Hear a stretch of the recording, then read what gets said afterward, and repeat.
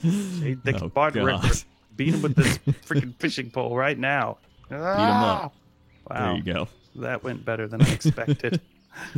Um, hello, everyone. How's it going? I'm Wow Krendor, and welcome back to another episode of Fishing with Krendor. I actually don't know what episode this is. It's 40-something. I think it's like 42. Maybe 41? 42? We're around there. But today, we're joined by the one, the only, at least I hope the one and only, Mindflame. Greetings, Internet! There he is. Hey, how's it going? Oh, well. I'm getting ready to raise my fishing skill to 5. Truly, you're making it in life. Well, I saw that I could get this oversized bobber, and I feel like that's going to help me because I Compensate. really need the help. Yeah. I don't know how I can have a character that was created on the day that WoW launched, and yet, as of today, my fishing skill was 1. I decided before we did this that I would, throw it in the pool in Dalaran and see what happened, and it raised it to 2. So I am now a fishing expert. That's good. Wait, so this character has been your since vanilla character? Yes. This is the old school 172 days of playtime on this Oh, my. particular character. Well, before we start, why don't you tell everybody who you are and what you do, or what you've done, more so. Well, sometime a long time ago, back when there was an Atari and a Commodore 64, I learned math with a All right. game that my dad programmed on an Atari.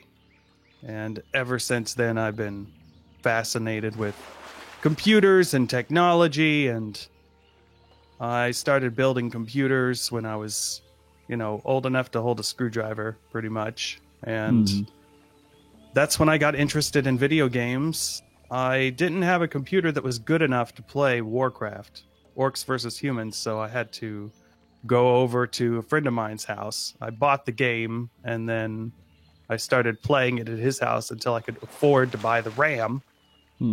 Required a whopping 4 megabytes. It was big money then. So Right. yeah, I started playing Orcs versus Humans, and I really liked it. Then I got into some other Blizzard titles like StarCraft. And as the years went on, I kind of forgot about it until Warcraft 3 came out, and I started playing that, and then I heard about World of Warcraft, and everyone was playing it in my group of friends. So one day we were playing World of Warcraft, and we thought, we could make a movie out of this game.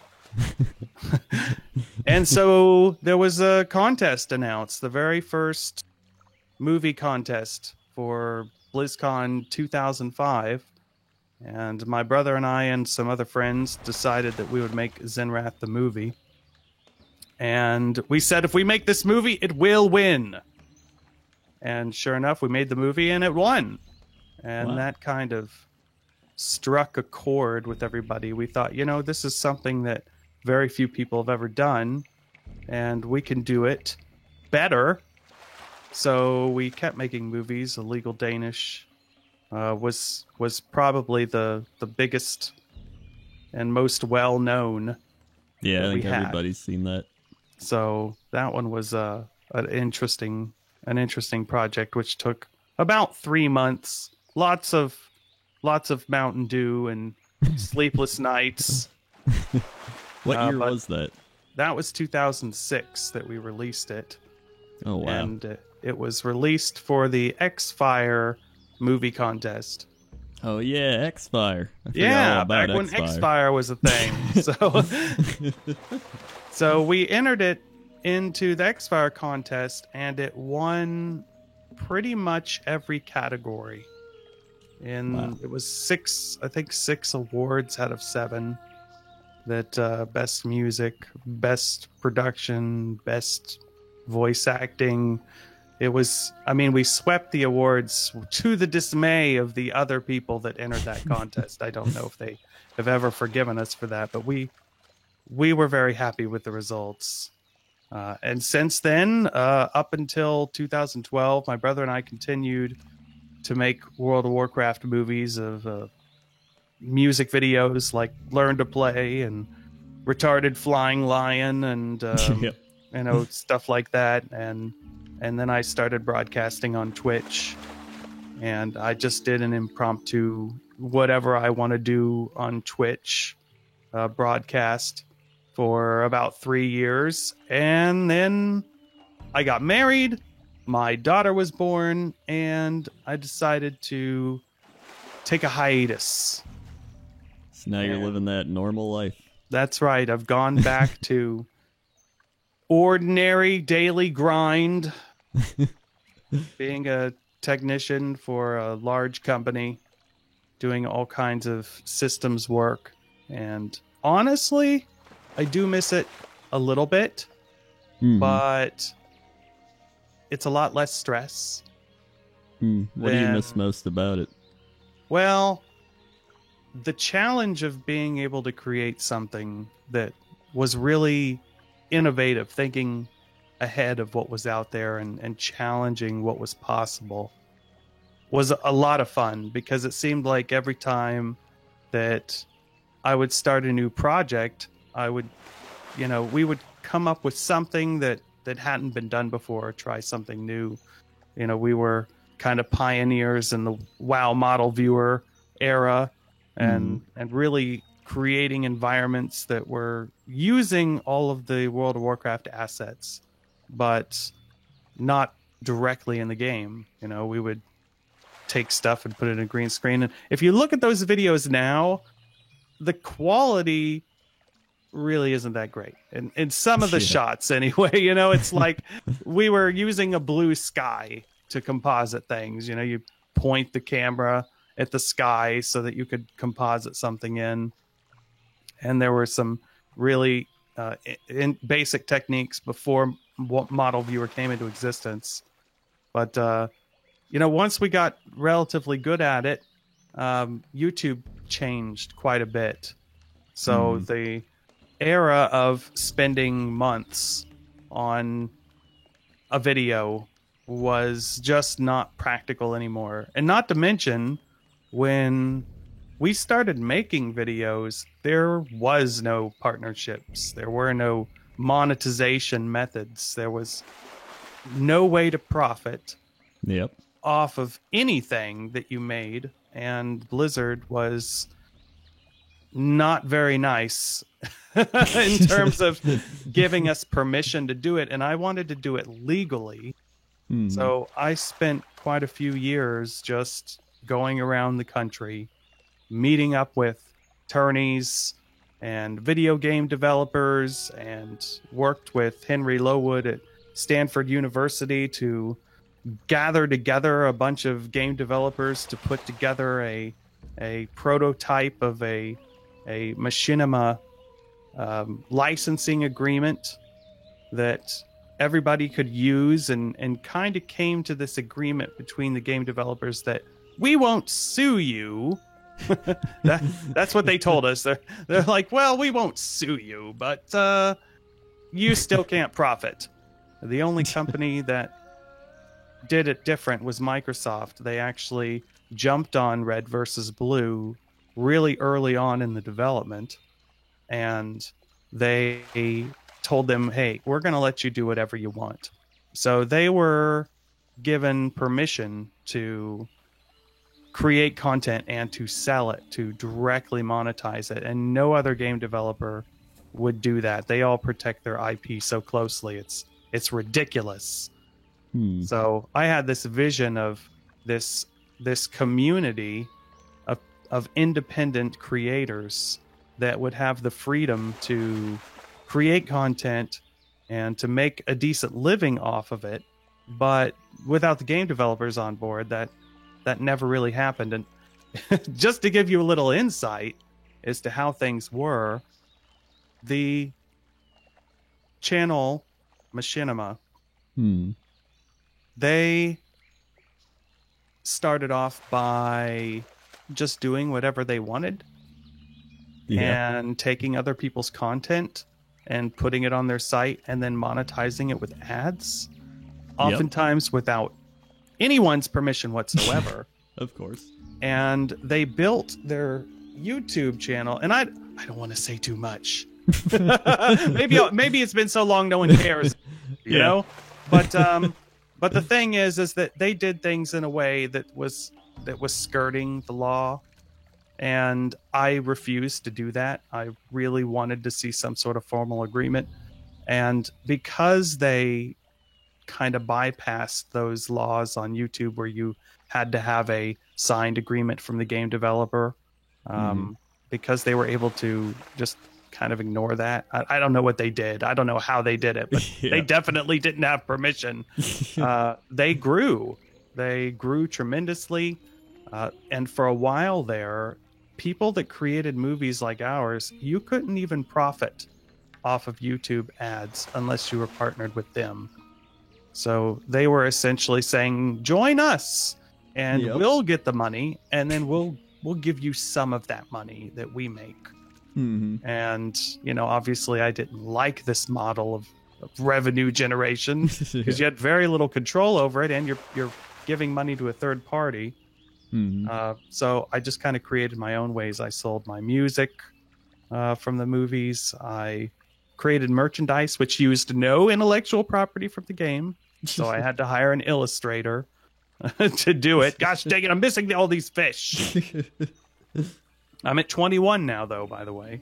I never actually catch any fish. I just kind of record and then film me fishing and constantly casting. Well, I'm catching driftwood.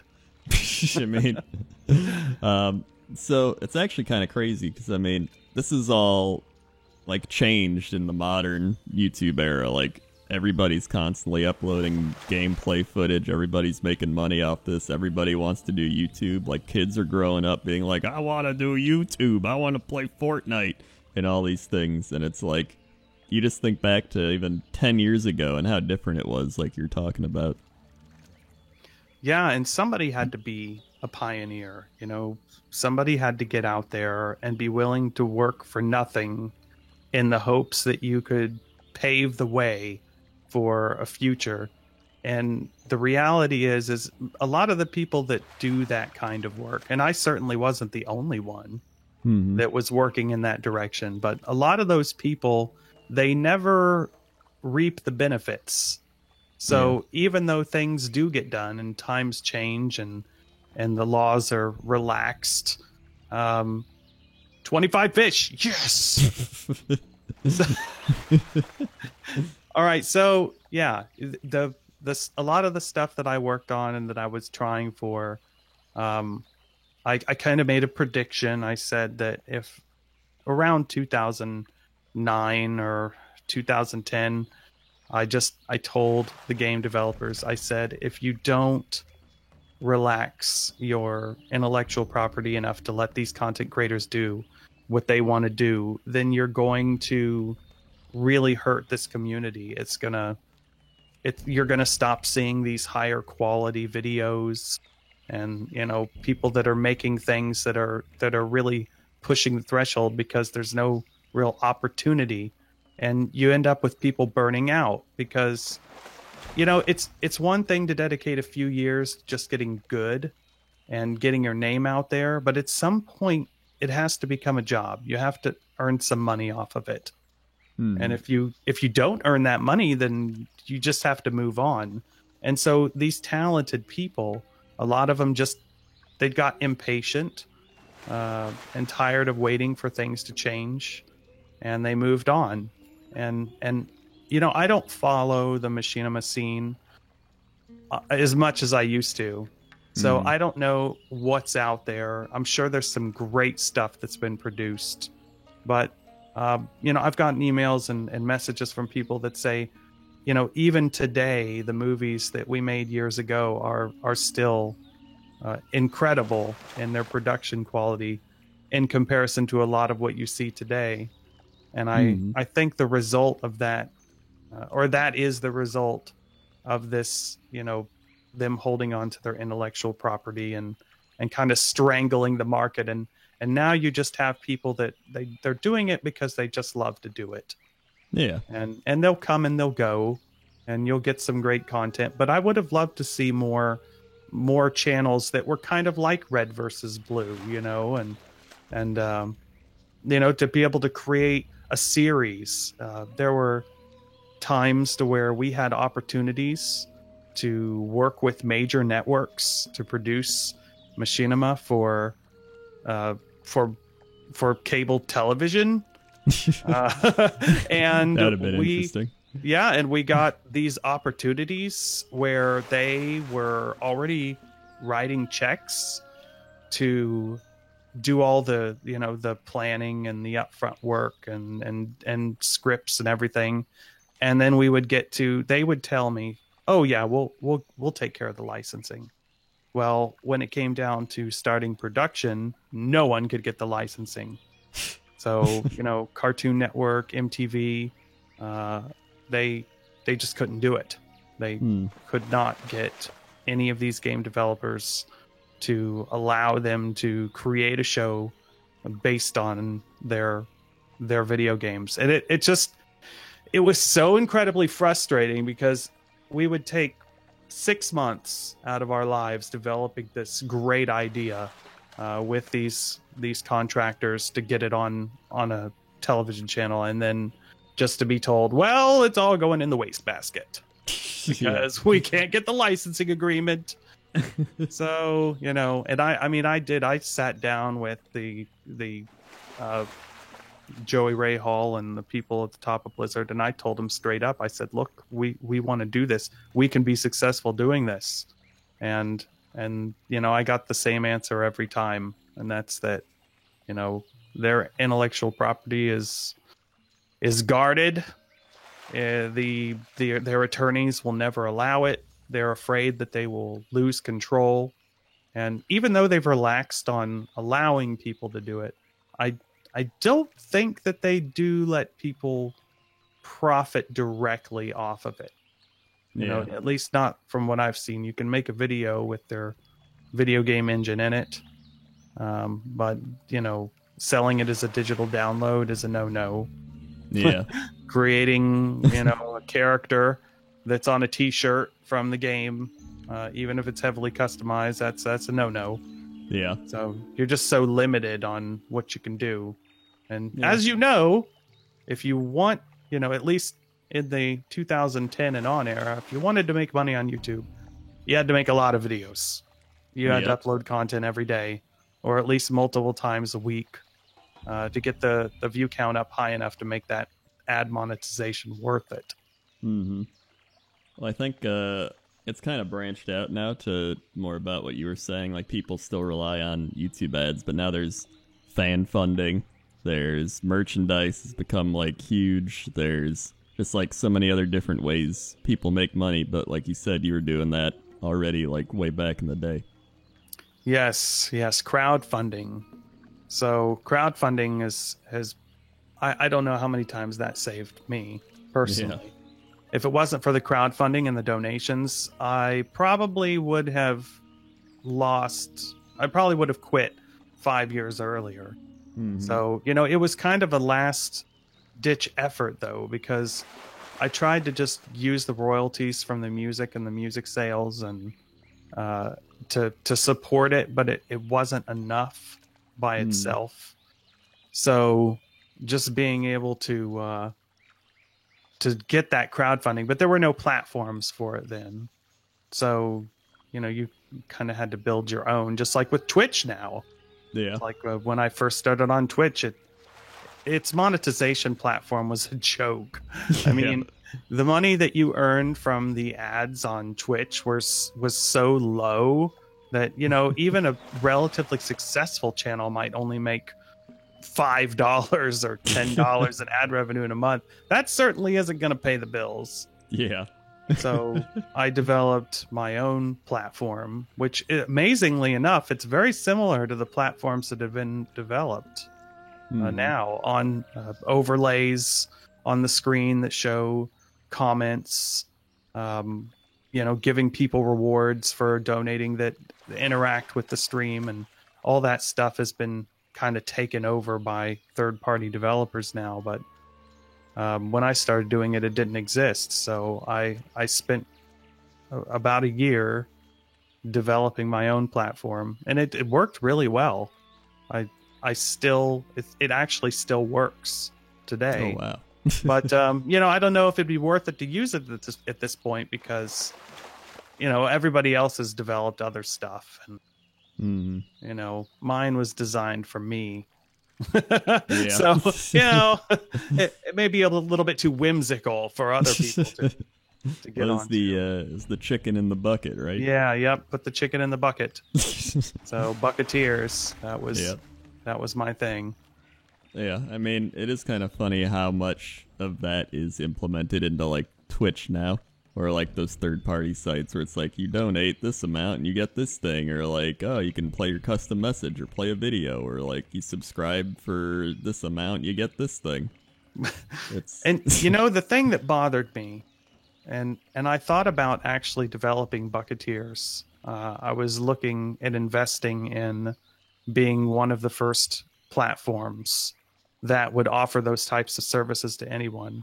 Mm-hmm. And the one thing that bothered me about the other revenue streams is everybody wanted to take a chunk. Yeah. You're paying this third party, and you're already paying fees, on the money you're receiving through PayPal or whatever service. You're already paying these fees. But then, I figured, why not allow people to pay a licensing fee of some sorts? And then they just run it. Nobody there to take the money in between, because that's really what it's about. All the additions, the bits, and the subscriptions, and all those things. It's just a way. It's not that it isn't a good service, because it is a good service, because it does help generate revenue. But in my perfect world, the creators would get to keep all of that money. Yeah. Not just, oh, we're going to give you 50%, or we're going to keep 30% of this. It would be, here's your platform, and when people go to it, they get to keep all of it. Because in the past, the content creators have always kind of allowed other people to take a percentage of what they've earned, and it's gotten better. We certainly have been able to get more than in the past. But just to throw out a little short story, back when I had joined a network, one of the first networks that allowed me to display ads on my own website and generate revenue that way. It was going for quite some time, and I was thinking, it's not enough money for you to make a living off of. And our website was getting a lot of traffic. I mean, for a Machinima website, 500,000 unique visitors or more a month. It was bigger than machinima.com at the time. So it was doing a lot of traffic. But sometime later, the CEO decided to sell it to someone else. And then he bought a yacht, sailed around the world for 2 years. So that's when I realized that's where all the money that the creators should have been getting. And without getting into a major political conversation about corporate greed and whatnot, Yeah. it was just very disappointing, because I was thinking, if the community could just get a hold of that, additional revenue, the people with the good ideas, how much more we could have done with it. And not just us, but everybody that was a part of that network. Yeah, I mean, that's true. And that's why I think a lot of the networks have lowered their percentages over time as well. Like, it used to be like, we take everything. And now it's like almost to a standard where a network only takes, I think, like 5 to 10%. And so it's like, clearly that could have been happening all the time, but now they've been outed so much that they're like, yeah, we'll take only like that much. So. Well, and channels have gotten so big that they've been able to negotiate better deals. Yeah. And now they drive. have lawyers and such. Yeah, that makes a big difference, doesn't it? Yeah. But I mean, before when there's only one option, it's a terrible option. Mhm. So a good example was a company called TuneCore, and specifically for music, I've been a TuneCore member since they launched. And TuneCore's philosophy was you should be able to keep your own money.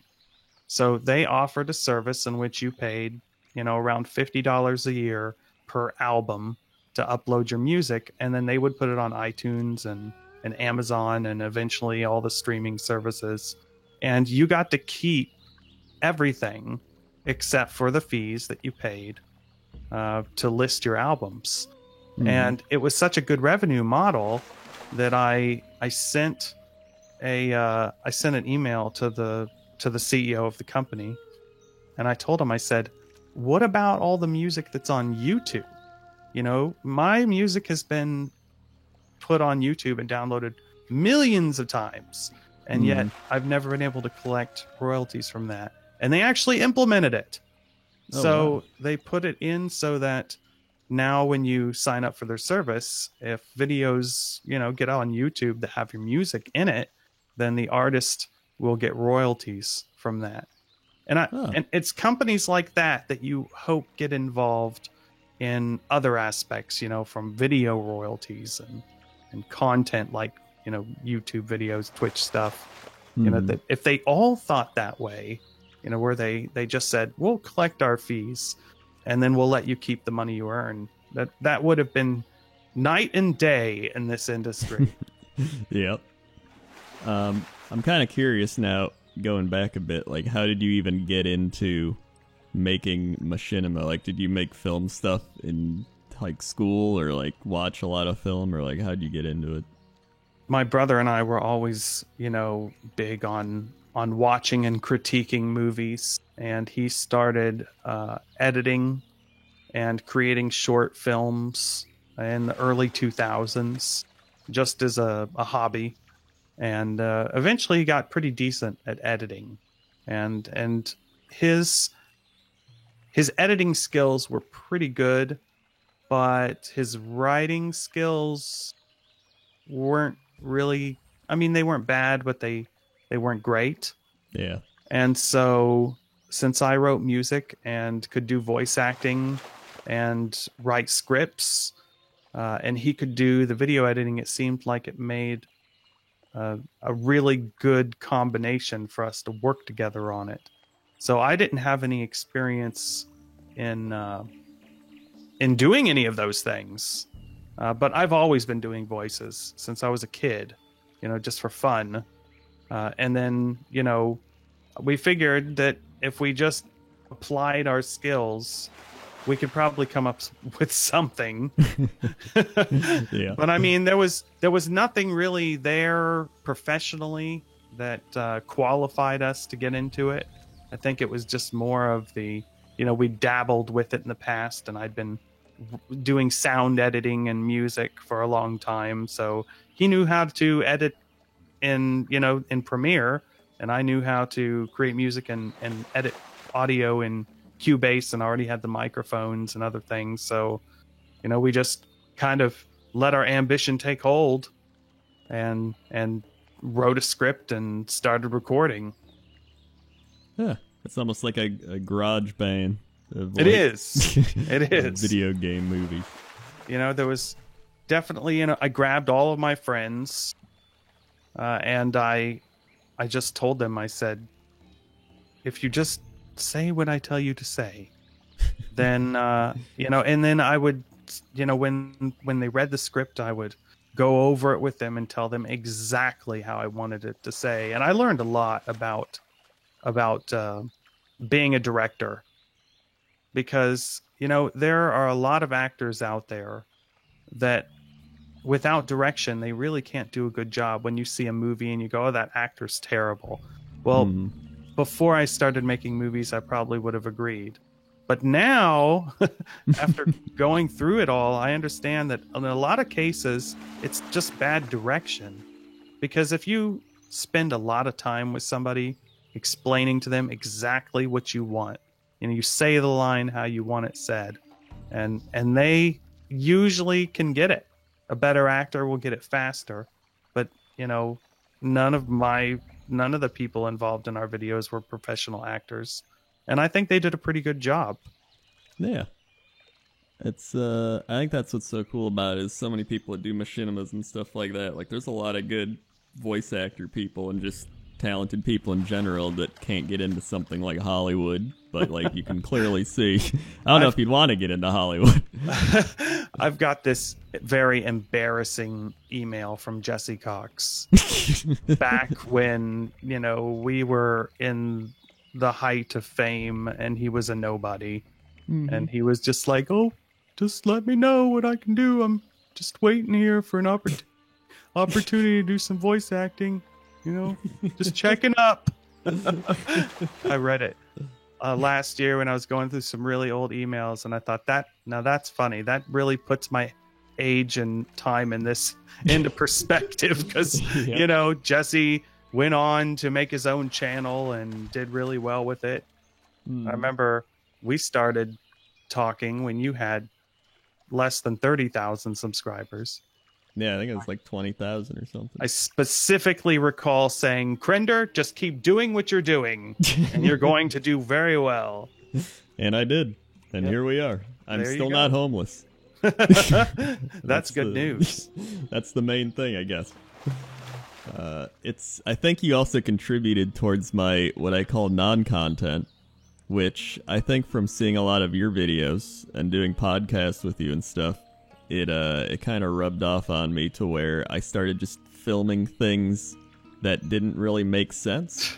Because for example, I was like, everybody likes Jesse and Dodger and TB back then, and I was like, what if I just film them doing anything? Like, people will watch anybody do anything if they like them. So I was like, it could be Jesse Cox eats cereal, and people are going to watch it. And so I started going with that mindset, and it devolved essentially into like me throwing a water bottle down the stairs and being like, life. Entertainment. Yeah. So then I'd get like 200,000 views. And I was like, this is great. And so I've just continually, developed my craft to the point where I think I'm a master of it today.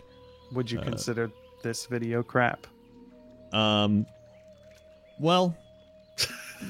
some people would, because they would say there's too much content in it.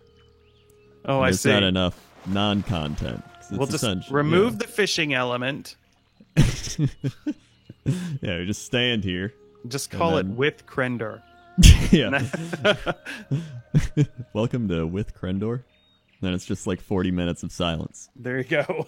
Maybe like a random word here and there sprinkled throughout just to keep you entertained. But yeah, I think I learned a lot of that from your style of videos, because you've had a decent amount of videos like that, like where you ran around with the horse. Yes, Arthas IRL. Yeah. Some of them filmed with my phone. Yeah. I didn't even try hard. That's the key. I think the key is not trying hard with that style of video. It is kind of ridiculous, really, because I would spend, weeks making a video, and then that same week I would spend 3 hours making a video, and the one that I spent 3 hours on was destined for more views. Yeah. And that's the weird thing about entertainment. You really never know what is going to end up being popular or not. Yeah.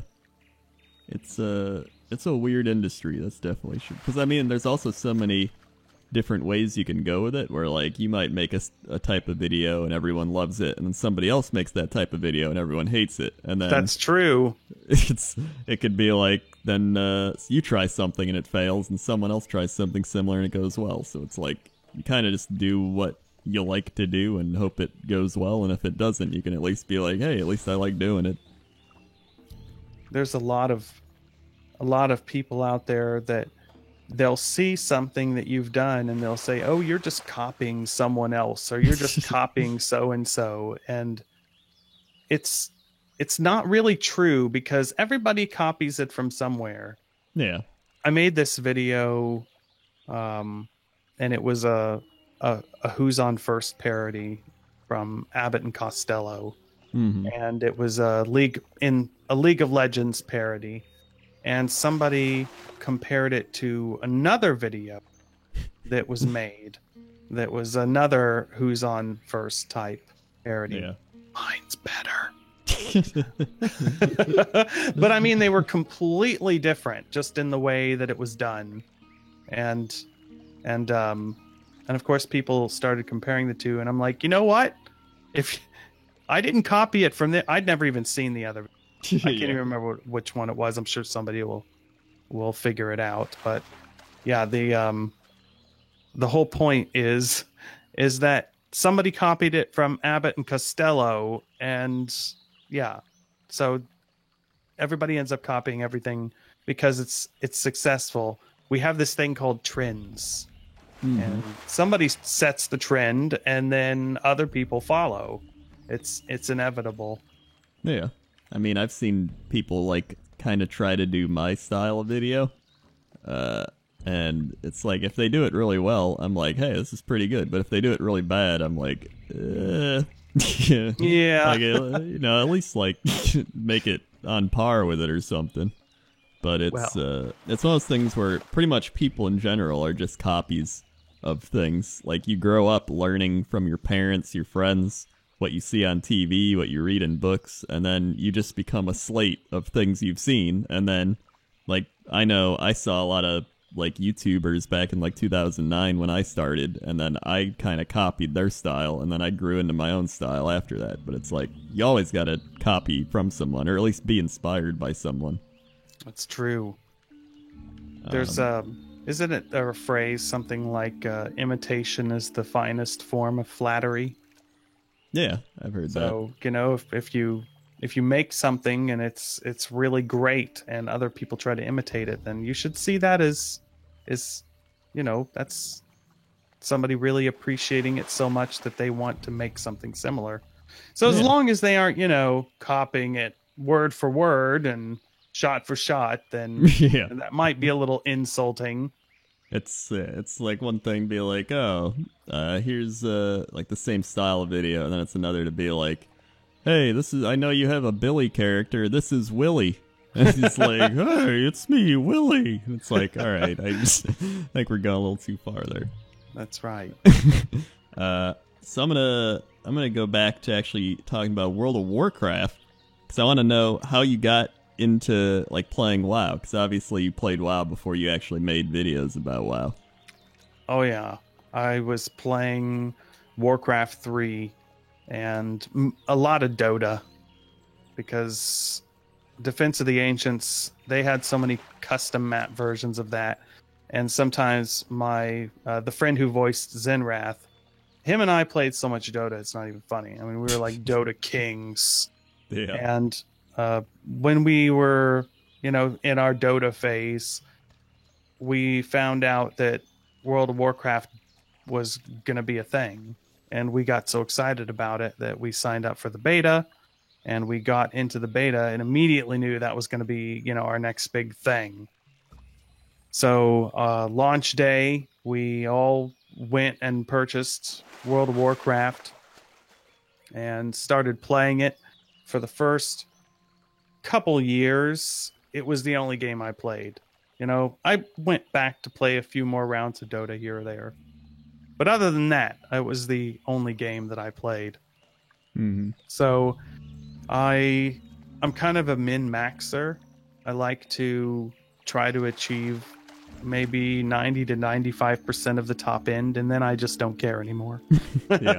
So I've joined guilds, you know, top rating guilds, and gone through in-game content.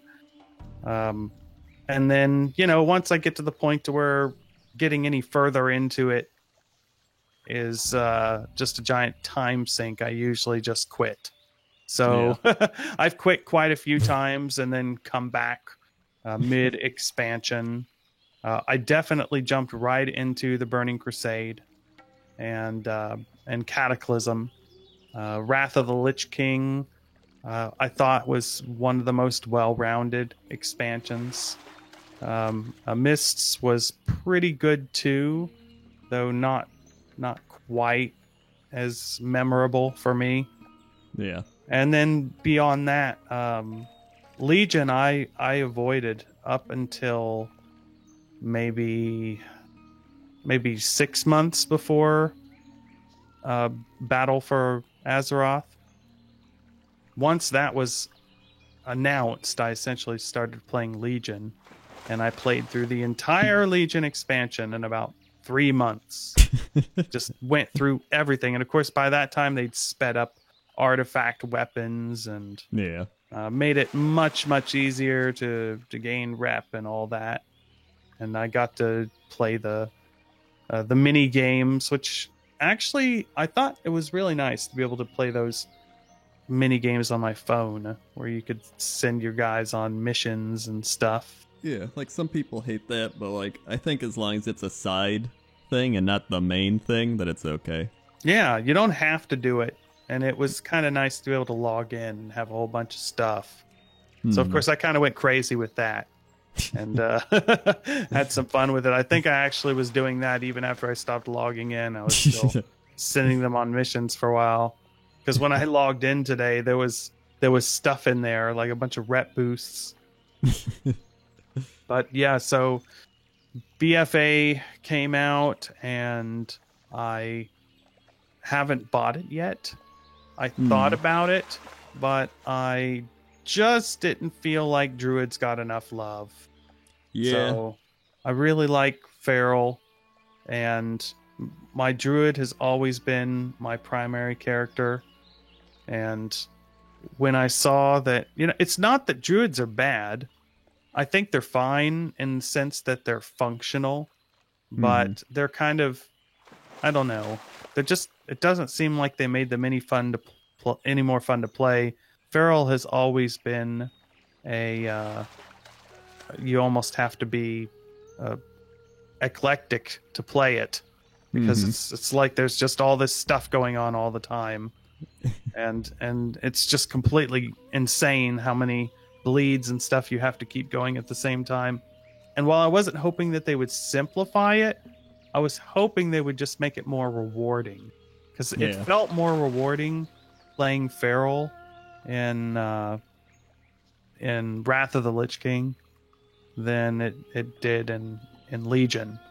So now they've just kind of said, okay, well, we're just going to kind of rebalance you, and then they took some magic mitigation ability away from bear form, and bears just suck against magic attacks. I don't know if they've addressed that now, but at least that's how it was before. And I was trying to get Mythic 15 before Legion ended, and I think I ended on 13 or 14, but no one would invite me because my gear score was like 940, 945. And it's they've swapped gear score and item level. So now your item level is the big thing. Interesting. Wonderful. Yeah, gear score used to be like, I remember Wrath of the Lich King. That was a big, like, have this gear score, link achievement. And then now it's become eye level, where if you look for a group, they'll be like, eye level, blah, blah only. And it's like for a Mythic 0 or something. And you're like, how do I participate? What annoys me is that when the content first comes out, nobody has those high eye levels. Yeah. It's impossible at that point. So you have to achieve it with gear that's not that great. And then as time goes on, they keep requiring higher and higher levels, to the point to where you're already wearing gear that's way better than anything you're going to get from doing it. So I don't know if there's a way to address that, but it definitely frustrated me. It's almost like the real life thing, where it's like, to get this job, you need job experience. And it's like, well, how do I get job experience if I can't get a job? And it's like the same thing. Yeah, the beauty of looking for raid was that when I started playing Legion, I just started queuing as a tank. It's like, you know what? I'm going to do this. No one can do anything about it. That is the one way to get around it. Just be a tank or a healer. Yep. And people get angry. But the truth is you almost have to do it that way, or you won't get the experience. Yeah. So, yep, the burden of having to bear with the noob tank. It's gonna happen. So long as people want tanks. Then Well, like, what did you do in Vanilla WoW? Were you a tank or were you a feral druid? well, Feral was awful in Vanilla. I mean, it was a completely worthless kind of awful too. So you basically were like an auto attack. You could auto attack with the staff and pretty much do as much damage as Feral. It was embarrassing. And then tanking, you were like, if you were tanking in a raid, you were basically just trying to stay alive for 2 or 3 hits while a tank was dead, or until somebody else could regain control, last ditch effort. So you were pigeonholed into being a healer.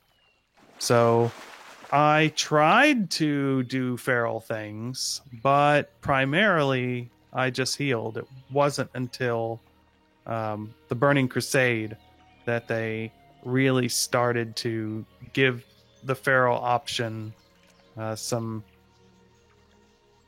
beefier stats and some usability, and it was great because I've never liked queuing and waiting, and I think it's gotten much better now, but it used to be, if you were DPS, 40 minutes was not uncommon for just a dungeon queue. Yeah. So being able to queue as a tank and get into content as a tank, people are much nicer if they can't find a tank. Even if your level is a little bit too low, they might be like, well, that's okay. Yeah. So I've done a lot of tanking and some kitty. Have you played any other classes, or have you just played a druid like throughout? Oh, I've played shaman, a death knight, a priest, a mage. I only got my warlock to level 13, so I don't know if that I never really counts. liked warlocks either, honestly. I got my warlock to like 20 something, and that was like the highest I got a warlock. I just get bored when I dot things. Yeah, I thought it was more fun with a mage, so I kind of got bored with the warlock. They seem to have potential, but I've never been. I have several friends that have kept up a max level of almost every class, and I just never saw the benefit of that because it seemed like I could never really get to the top 95 percentile with that many characters to manage. So I just picked maybe 2 characters per expansion that I would focus on, and then maybe in the next expansion I would bring one out of retirement and switch over to like a priest or a death knight or something for a little while. But yeah, my go-to is typically druid, just because it's the easiest class to diversify. If I want a tank, I can tank. If I want a DPS or heal, it's as easy as just respecking, picking up a few pieces of gear. So yeah, the hybrid class is definitely my favorite. Paladin, never done it. Yeah, So- Paladin's pretty fun. I got this Paladin like 91. I really like leveling my Paladin. I think tanking on a Paladin's one of my favorites. And then in BFA, I'd played a priest and a mage so much throughout the years. I was like, you know what? Let's go with more plate. So I made a warrior. And I really enjoyed playing warrior because it's just nice to not die right away and to just kill things. As a matter of fact, I did level a warrior, and I tried that out for a while. And the only thing I didn't like about warrior was the first 30 or 40 levels. Yeah. I am one of those do or die, charge in and hope you survive kind of players that levels by myself and just like, I can do this. So I just charge into everything. And of course, with druid or most of the other classes, you have escape mechanisms, but when I was playing warrior, it was just suicide. And I'd constantly be aggroing things that were in it. I think it was the most difficult outside of priest. The first 30 levels on a priest were pretty frustrating, as well as warrior. Yeah, I mean, I think I've forgotten about leveling a priest just because I leveled it in vanilla WoW. And so ever since then, I've just had the one priest level where I'm like, oh, gotta get 10 levels. But even then, it's like, I feel like I always level shadow. And it's like, if you don't go shadow, I guess you go discipline, but I don't know.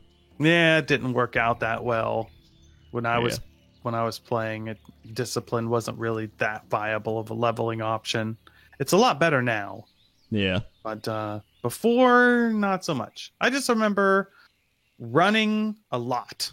Running, putting a bubble on, getting dazed, and then being dead. So, and you're so squishy. You just die instantaneously. Well, I think, thinking back on it, you actually encaptured a lot of those types of things, like how classes play out in like videos, like Illegal Danish. And did you like do your research on everything, or you just like you knew how everything played out just from playing with those classes? Because I remember you'd be like, I bubbled Hearth, or like, this is the Druid. Like, I don't know. I haven't actually watched Illegal Danish in a few years, but I remember a little rusty. I remember watching it and being like, oh yeah, it's like it covers all the classes pretty well. Yeah. All of it was based off of research and knowledge of the characters. Some of it from playing the characters, and then other stuff I would dig up information on and talk to the people that played those classes. I mean, I knew most of the classes pretty well because I PvP'd a lot in vanilla. Mm-hmm. So that forced me to research all of the other class abilities. So in vanilla especially, I was very familiar with all of the common abilities and how to counter them. So when I'm writing the characters, I would utilize that in some way. Make the jokes more exclusive. Mm-hmm. So like in contrast, when we made Rafflebear, which was the 50 episode short little clips. Yeah. I wrote it specifically to not necessarily require someone to even know what World of Warcraft is to get it. They weren't supposed to be like this deep connection to World of Warcraft. It was like you could have recreated them with an artist. And that style was an experiment to see, can you create something in World of Warcraft that's more universally understood, and it's very difficult to separate the WoW culture from the WoW fan content and make it successful. Yeah. I don't think it did too well, right? Or like some of them did well, and then other episodes didn't do that well. I think a lot of people misunderstood what it was. Like we basically told people, look, we're making these in like a day. So your expectations of them being amazing, and plus it was more like a prototype than it was supposed to be a refined product. I mean, I think it still got maybe, I don't know, 500,000 or million or some views between the episodes. Mm-hmm. So it did okay. And then I think some of them are awesome. There are some that are really good that we spent more time on. But I was hoping to eventually make the Puff and Little Puff into an animated series. And I was working with an animator that was extremely talented. And we got to where we were drawing up some drafts of what the characters would look like and the environment would look like. And then he bailed. And my phone's going nuts. It's the bail alarm. Yes. Yeah, but that wasn't uncommon. I mean, in this industry, especially early on, you just have to ask people to work for free because there's no money. You don't have money Yeah. to pay these people. And even if you did make money off of it, it's probably not going to compensate the amount of time that you put into it. So you Mhm. just have to try. And then, you know, of course, the more talented people are, the less likely they are to want to work for free. Yeah. Very much so. But it's worth a shot. And I think that could have definitely worked well, and it would have gotten around the intellectual property problem. Hmm. Well, But yeah, I think so I just Google it, and I think the Rafflebear You Face Juraxis was the most popular one. oh yeah, that one was completely ridiculous. Yeah. Yeah, and then there was Anthem of the Crusader was also popular. Yeah, that was kind of a throw it together and make a song out of it. It was Yeah. I wanted each of the 5 episodes in the set because there were 10 sets, 5 episodes each. And I wanted them to just build up to a finale to Yeah. where you watch them and then at the end it all comes together. Yeah. And so usually the 5th episodes are some sort of finale. But again, I mean, we pushed ourselves so hard to make those so quickly. We're like, can we really make something that's half decent in a day or two? Is it even possible?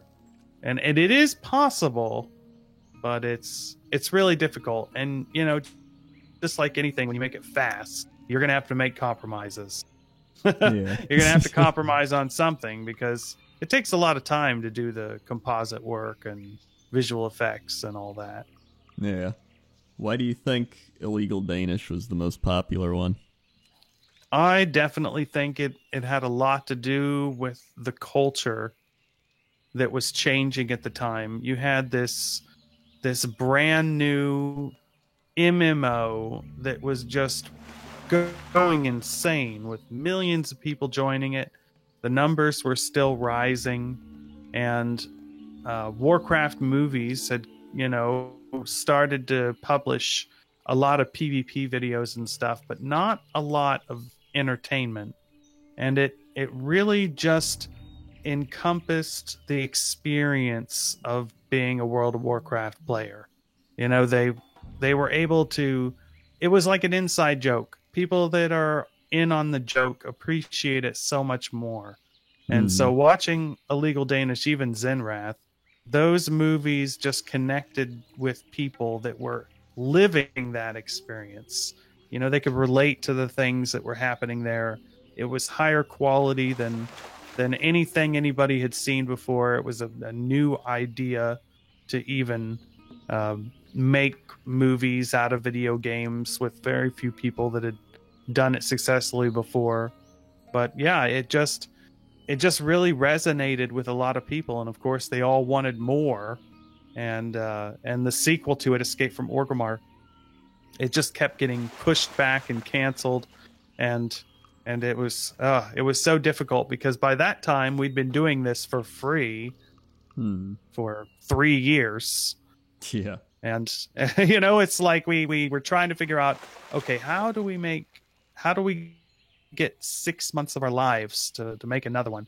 And I still think that Escape from Orgrimmar is a good movie. I still think it's funny. I think the biggest problem with it was that we just didn't have as much time to edit it into its final form. Like, I think we could have edited it better, cut a few things, added a few things, made the timing a little bit better, and made it a better movie overall. But by time we got around to releasing it, we had already spent so much time on it. We were out of money entirely, and people were just, we felt like our fans had been waiting long enough. We're like, you know what? It's not going to be the greatest, but we still think it's good. It's good enough. Yeah. So we put it out there, and it did okay. I mean, there was like 500,000 people that watched it in the first 24 hours. Yeah. There were 90,000 people on our website the day that it was released, just waiting to watch it. So, Even, you know, and like going back, this is like the late 2000, like 2000, what, 6 or 7? So I mean, like, Yeah. these views might be big even today, but like back then it was like really big. Yeah. Everybody that was into the scene knew about it, and they were waiting on it. So, it was a lot of fun to make it. It was it riddled with problems. That we had to I had to rewrite the script because the guy that was supposed to write the script failed to write the script. He just I delegated it to him. I said, write the script. He didn't write the script. So, months went by, and finally I was like, all right, I'm going to write it. It's kind of what happened with Illegal Danish. Illegal Danish, I wrote the entire script because I couldn't get him to do anything. and then it's like, well, we think we're going to bring him back. But anyway, it's the expected kind of drama you're going to get into when you put together a ragtag group of friends that are unpaid, and you're just gonna run into problems. Yeah. Well, we've been talking for about an hour, so I think we'll probably go ahead and wrap it up. Well, that's good because I got my fishing skill to 78. Look at that. So in about 1 hour, you can get fishing up to about 78. And that's without even really focusing on it. That's true. Yeah, I've missed a lot of opportunities. All right. Well, I will. Let's see. I mean, now you're, working your normie job and a normie life and everything, but I can still link to your YouTube channel if people want to go watch your old videos. You can go watch my old content and, have your nostalgia moment. Yeah. Well, hey, it was fun. Thanks for fishing with me and talking about the past and having our own nostalgia moments. Anytime, Cringer. Oh God, I'm trying to do 3 voices and they just came out as like. You have no idea what you're doing. I know what I'm doing. I don't even understand why I agreed to this. This is insanity. Hey man, you need to calm down, all right? Listen, there was this one time I tried to take off my pants. All right, we're gonna end there. We're gonna end right